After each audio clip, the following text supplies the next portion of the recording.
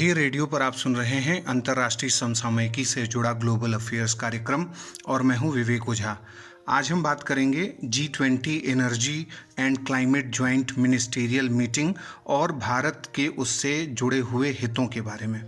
इस बैठक में क्या कहा गया, भारत ने किन बातों पर विरोध किया और भारत का पक्ष क्या रहा, इन सब मुद्दों का हम इसमें तथ्यगत विश्लेषण भी करेंगे, फैक्चुअल इंटरप्रिटेशन भी करेंगे।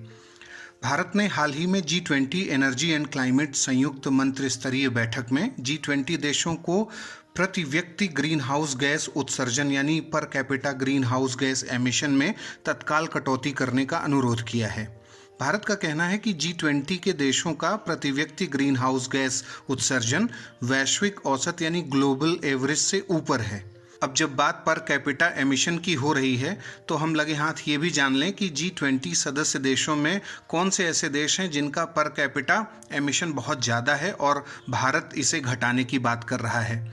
जर्मन फेडरल स्टैटिस्टिक्स ऑफिस के आंकड़ों के मुताबिक G20 सदस्य देशों में सर्वाधिक प्रति व्यक्ति ग्रीन हाउस गैस उत्सर्जन जिन देशों का है उनमें शामिल हैं Saudi Arab 18 ton, Australia 17.3 ton, Canada 15.5 ton, America 15.5 ton, Korea republic 12.7 ton, रूस 12.5 ton, Japan 9.1 ton, South Africa 8.5 ton, Germany 8.5 ton, चीन 8.1 टन और यूरोपीय संघ 6.5 टन। ये तो ज़्यादा कुछ फैक्चुअल आंकड़े हो गए, लेकिन इन आंकड़ों को देखकर यही लगता है कि जब तक विकसित और विकासशील देशों में सतत विकास के पक्ष में कुछ चीज़ों का बलिदान करने पर आपसी सहमति नहीं बन जाती, तब तक दुनिया को भीषण वनों की आग देखने को मिलती रहेगी जिसमें लाखों निरीह जानवर झुलसने को बाध्य होंगे। मरुस्थलीकरण बढ़ता रहेगा, अकाल, सूखा, बाढ़, भूस्खलन, सुनामी जैसी आपदाएं बढ़ती जाएंगी। कनाडा की तरह दुनिया के कई देश हीट वेव्स के शिकार होते जाएंगे। इन सब से बचने के लिए जल्द से जल्द जीवाश्म ईंधनों यानी फॉसिल फ्यूल्स के बेहतर विकल्पों की तरफ दुनिया को स्विच करना होगा।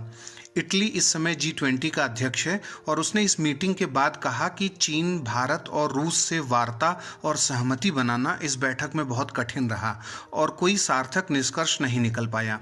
इटली ने यह भी साफ किया कि बैठक के अंत में भारत और चीन ने 2 विवादास्पद या मतभेद वाले बिंदुओं पर हस्ताक्षर करने से इनकार कर दिया। पहला, कोल पावर यानी कोयला ऊर्जा के इस्तेमाल को क्रमबद्ध तरीके से खत्म करना या फेज आउट करना, जैसा कि अधिकांश देश कह रहे हैं कि वे 2025 तक इस लक्ष्य को पाना चाहते हैं। लेकिन भारत और चीन जैसे कार्बन बेस्ड इकोनॉमीज और कुछ अन्य देश ऐसा मानते हैं कि निकट भविष्य में ऐसा कर पाना असंभव है कि वो कोल पावर को बहुत एक सिरे से मतलब फेज आउट कर पाएंगे।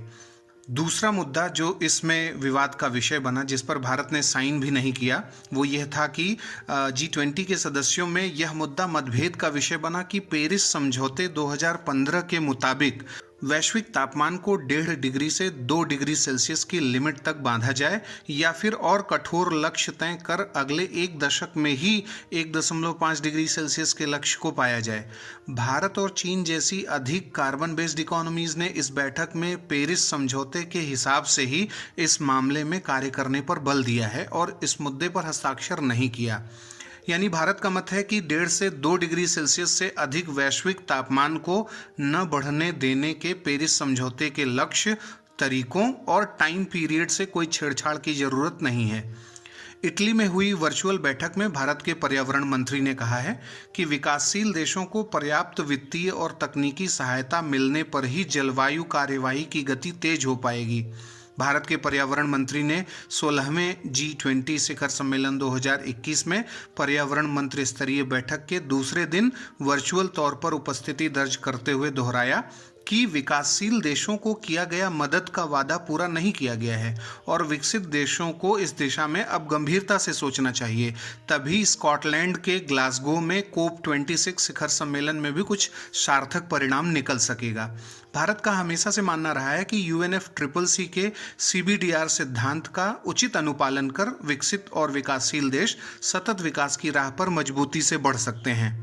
अब हम जानते हैं प्रति व्यक्ति ग्रीन हाउस गैस उत्सर्जन पर ग्लोबल लेवल पर कुछ जरूरी तथ्य जो एग्जाम में पूछे जा सकते हैं।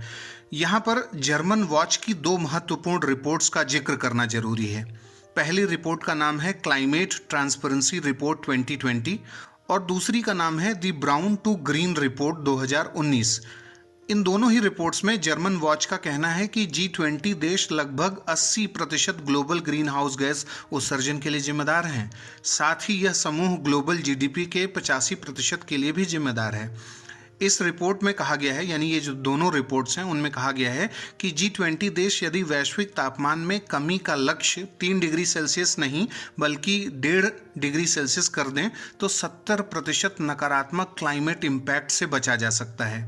वहीं वर्ल्ड रिसोर्स इंस्टीट्यूट के क्लाइमेट वॉच द्वारा दिए गए आंकड़े के अनुसार Bharat 7.1% global green house gas उत्सर्जन करता है और इसका प्रति व्यक्ति उत्सर्जन लगभग 2.47 ton of carbon dioxide equivalent है, जबकि वैश्विक औसत 6.45 ton of carbon dioxide equivalent है।